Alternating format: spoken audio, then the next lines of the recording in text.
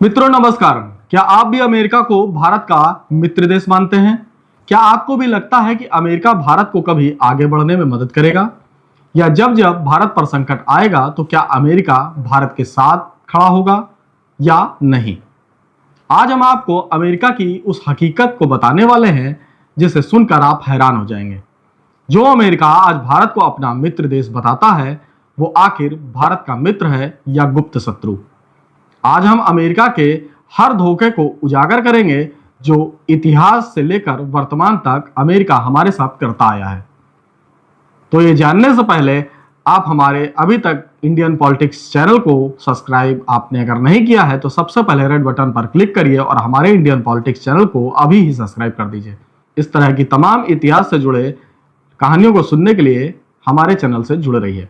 America कितना दोगला देश रहा है ये किसी से छिपा नहीं है। अमेरिका केवल भारत को अपना व्यापारिक दोस्त मानता है, मगर हर संकट में अमेरिका भारत के विरोध में ही खड़ा हो जाता है। तो चलिए शुरुआत करते हैं और आपको अमेरिका की उस हकीकत से रूबरू कराते हैं जिससे आप अनभिज्ञ हैं। इसकी कहानी शुरू होती है 1971 से, जब भारत और पाकिस्तान के बीच भीषण युद्ध शुरू हुआ। जब पाकिस्तान को भारत की सेना तगड़े से मारने लगी और खदेड़ने लगी तो पाकिस्तान एक बार फिर से अपने कथित बाप के पास भागा। वो बाप था अमेरिका। भारत से मार खाकर जब पाकिस्तान अमेरिका की शरण में पहुंचा तो अमेरिका के तत्कालीन राष्ट्रपति रिचर्ड निक्सन ने पाकिस्तान को मदद का ऐलान कर दिया। इसके पीछे का कारण यह था कि भारतीय प्रधानमंत्री इंदिरा गांधी को अमेरिका के राष्ट्रपति और वहां का मुख्य सलाहकार पसंद नहीं करता था। 1971 के युद्ध से ठीक पहले अमेरिका जब भारत की प्रधानमंत्री इंदिरा गांधी पहुंची थी तो अमेरिका के राष्ट्रपति ने उनसे मिलने के लिए काफी इंतजार कराया था। प्रधानमंत्री इंदिरा गांधी ये बात पहले ही जानती थी कि अमेरिका भारत का साथ इस युद्ध में कभी नहीं देगा। अनुमान के मुताबिक और उपलब्ध जानकारियों के मुताबिक अमेरिका ने युद्ध में पाकिस्तान का भरपूर साथ दिया।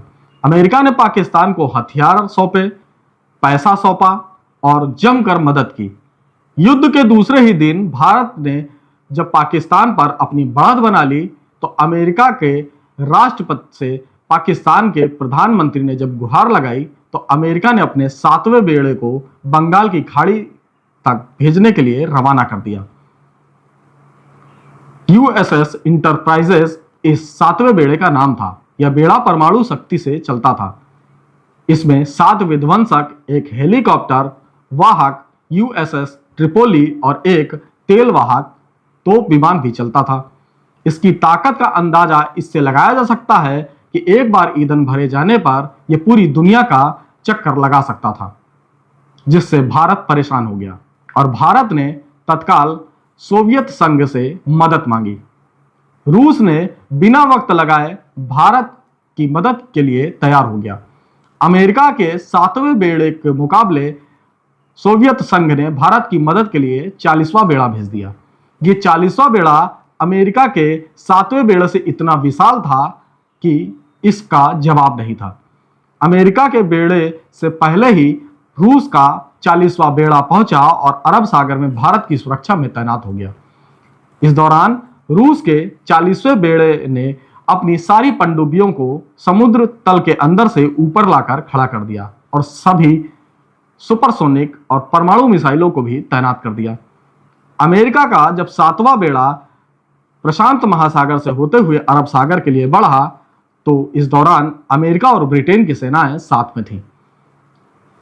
ब्रिटेन ने अमेरिका को बताया कि भारत की तरफ से रूस का 40वां बेड़ा अरब सागर में तैनात हो गया है, मगर अमेरिका को इस बात का अंदाजा नहीं था कि रूस भारत के लिए युद्ध भी कर लेगा। अमेरिका को यह घमंड था कि उसके 7वां बेड़ा में 100 परमाणु बम रखे हुए हैं और अमेरिका भारत की तरफ बढ़ता हुआ आगे गया। मगर सबसे बड़ी बात यह रही कि जहां 100 परमाणु हथियार लेकर 7वां बेड़ा अमेरिका का जो चला था वो ये नहीं जानता था कि रूस के 40वें बेड़े में तकरीबन 200 से भी अधिक परमाणु हथियार रखे हुए हैं। जैसे ही अमेरिका का 7वां बेड़ा अरब सागर में पहुंचा तो भारत से युद्ध विराम की अमेरिका ने गुहार लगाई, मगर सामने रूस को देखकर अमेरिका अरब सागर से भारत की तरफ बढ़ने में घबरा गया। इस दौरान रूस के 40वें बेड़े को अपना संरक्षण मानकर बंगाल की खाड़ी में तैनात आईएनएस विक्रम ने जमकर पूर्वी पाकिस्तान में बम और गोले बरसाना शुरू कर दिया। पाकिस्तान में इतने गोले बरसाए कि पाकिस्तान की फौजियों के हौसले पस्त हो गए और पाकिस्तान के फौजियों ने अपने हथियार डाल दिए। युद्ध में पाकिस्तान के फौजियों ने अपनी वर्दी को उतारा, अपने वर्दी में लगे बिल्लों को उतारा, अपने हथियारों को डाल दिया और भारत के सामने आत्मसमर्पण कर दिया। इस दौरान भारत ने 93,000 से ज्यादा सैनिकों को युद्ध बंदी भी बनाया और इस युद्ध में पाकिस्तान को हराकर दुनिया में अपना परचम लहरा दिया और दुनिया को एक नया देश बांग्लादेश के रूप में दिया। पाकिस्तान की सेना भारतीय सेना के सामने पूरी तरीके से सरेंडर कर चुकी थी।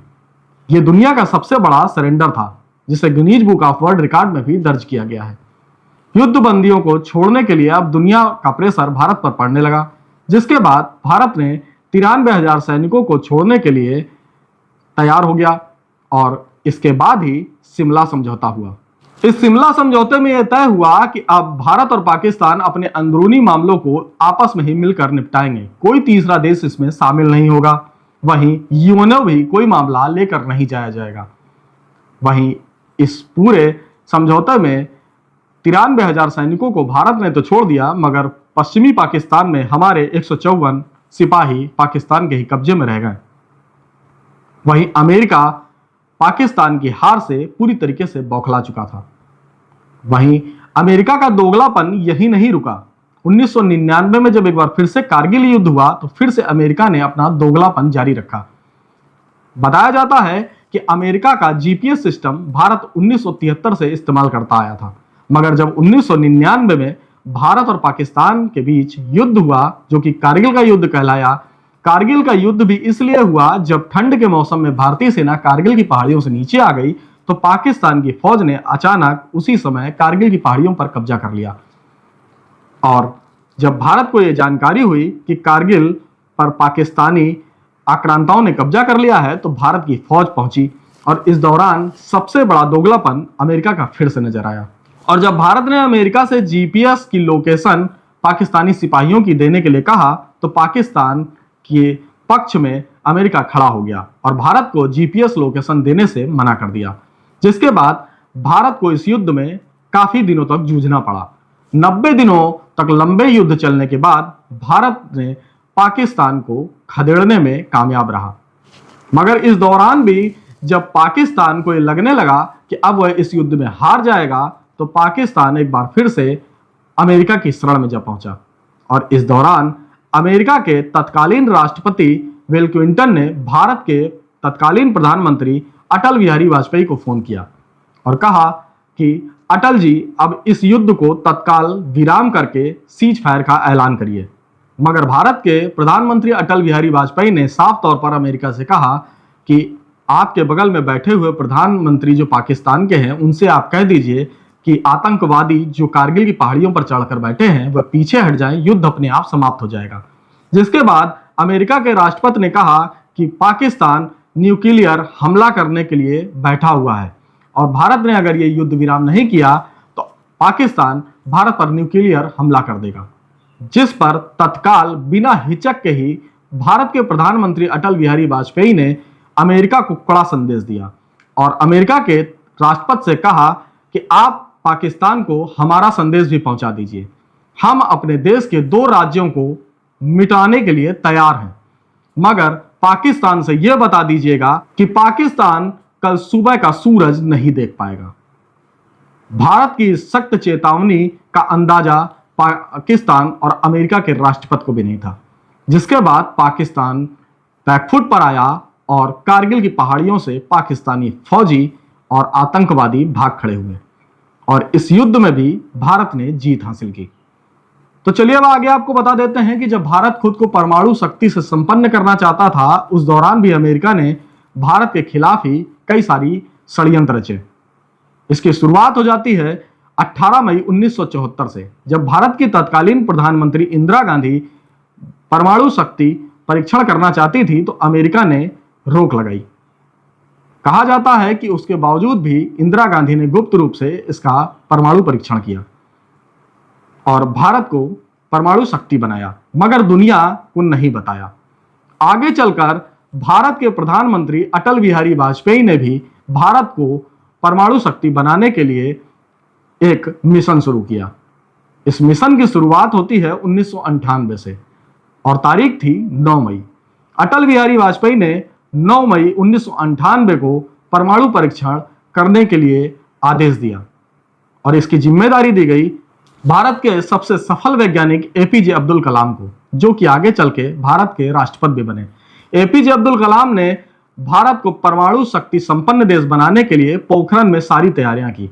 अमेरिका को जैसे ही पता लगा कि भारत परमाणु परीक्षण करने वाला है तो अमेरिका ने भारत पर प्रतिबंध लगाने की बात की और अपनी एक सैटेलाइट को भारत के ऊपर ही तैनात कर दिया।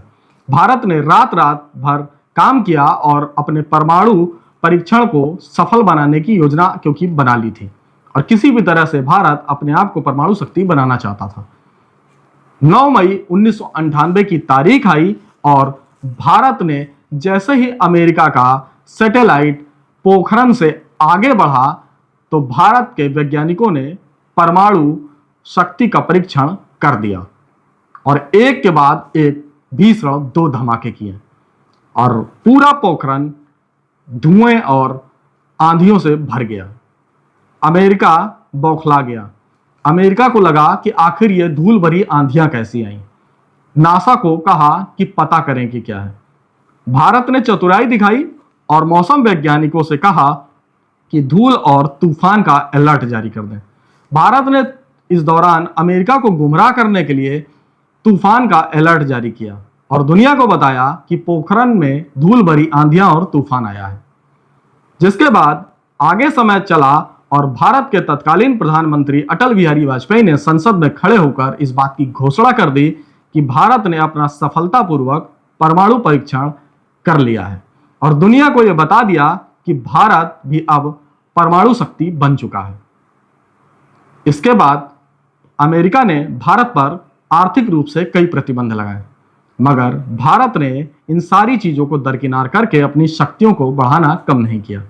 वर्तमान की बात करें तो वर्तमान में जिस तरह से जम्मू कश्मीर के पहलगाम में निर्दोष 28 लोगों को आतंकवादियों ने मौत के घाट उतार दिया, इस पर अमेरिका ने पहले भारत का पक्ष लिया और कहा कि भारत को कार्रवाई करनी चाहिए। इसके बाद भारत ने जब अपने निर्दोष नागरिकों की मौत का बदला लेने के लिए ऑपरेशन सिंदूर चलाया और पाकिस्तान के भीतर 9 आतंकवादी कैंपों को नष्ट किया और जिसके एवज में पाकिस्तान की सेना भी आतंकवादियों को संरक्षण देने के लिए भारत के ऊपर बम बरसाने लगी। भारत का तो कोई नुकसान नहीं हुआ, मगर भारतीय सेना ने ताबड़तोड़ बमबारी करके पाकिस्तान के 9 एयरबेस के साथ साथ उनके आतंकी ठिकानों को नष्ट किया, कई सारे शहरों को तबाह किया।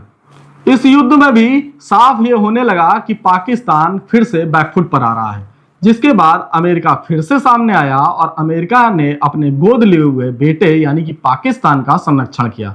सबसे पहले पाकिस्तान के पक्ष में खड़े होकर उसे IMF का लोन दिलाया और उसके बाद इस युद्ध को विराम कराने के लिए मध्यस्थता की। कहा जाता है कि भारत ने साफ तौर पर अमेरिका से यह कह दिया कि अगर पाकिस्तान इस पर पहल करेगा इस युद्ध को विराम करेगा, जिसके बाद अमेरिका के कहने पर पाकिस्तान गिड़गिड़ाते हुए भारत की शरण में आया और भारत के DGMO को फोन करके इस युद्ध को विराम करने के लिए कहा।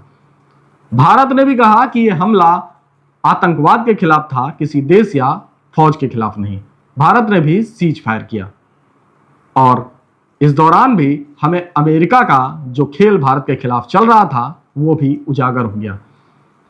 भारत को नीचा दिखाने के लिए अमेरिका के राष्ट्रपति ने एक बार फिर से खेल खेला और सीज फायर का ऐलान भारत की तरफ से किए जाने से पहले ही अपने ट्विटर हैंडल से आधे घंटे पहले कर दिया और अपने आप को चौधरी बताने का प्रयास किया। वहीं जब भारत के प्रधानमंत्री नरेंद्र मोदी अब देश को फिर से संबोधित जब करने वाले थे तो उसके ठीक आधे घंटे पहले ही ट्रंप फिर से मीडिया में आया और उन्होंने कश्मीर के मुद्दे को कहा कि अब कश्मीर का भी मुद्दा हल हो जाना चाहिए। साथ ही उन्होंने 2 न्यूक्लियर पावरों को बीच में जो युद्ध छिड़ गया था, उससे लाखों लोगों की मौत हो सकती थी, उसे भी रुकवाने का काम किया है। जिस पर भारत के प्रधानमंत्री नरेंद्र मोदी ने भारत देश को संबोधित करते हुए दुनिया को भी कड़ा संदेश दिया और अमेरिका को भी ये साफ तौर पर बता दिया कि भारत अपने अंदरूनी मामलों में किसी की भी दखल बर्दाश्त नहीं करेगा। साथ ही भारत के प्रधानमंत्री ने यह भी कहा कि पाकिस्तान से अब सिर्फ और सिर्फ दो ही मुद्दों पर बात होगी। वो पहला मुद्दा आतंकवाद होगा और दूसरा मुद्दा पीओके होगा, यानी कि पाक अधिकृत कश्मीर, जिसे भारत का हिस्सा पाकिस्तान ने कब्जा करके रखा हुआ है। अगर पाकिस्तान से बात होगी तो टेररिज्म पर ही होगी। अगर पाकिस्तान से बात होगी तो पाक ऑक्युपाइड कश्मीर पीओके उस पर ही होगी। ये संदेश सीधे तौर पर भारत के प्रधानमंत्री नरेंद्र मोदी ने अमेरिका के राष्ट्रपति को दिया। कुछ दिन पहले अमेरिका के राष्ट्रपति ने कहा था कि कश्मीर का मुद्दा हजारों साल पुराना है, जबकि ट्रंप को यही नहीं मालूम कि कश्मीर और पाकिस्तान का जो विवाद है वो 1947 से शुरू हुआ है, क्योंकि हजारों साल पहले पाकिस्तान का जन्म भी नहीं हुआ था। पाकिस्तान भी भारत के अंदर से ही निकलकर बना है। साथ ही भारत के प्रधानमंत्री नरेंद्र मोदी ने अमेरिका के बार बार पाकिस्तान के संदेश को, जो न्यूक्लियर करता है, उसको उजागर करते हुए कहा, भारत अब न्यूक्लियर का दबाव नहीं मानेगा, भारत केवल और केवल अब जवाब देगा।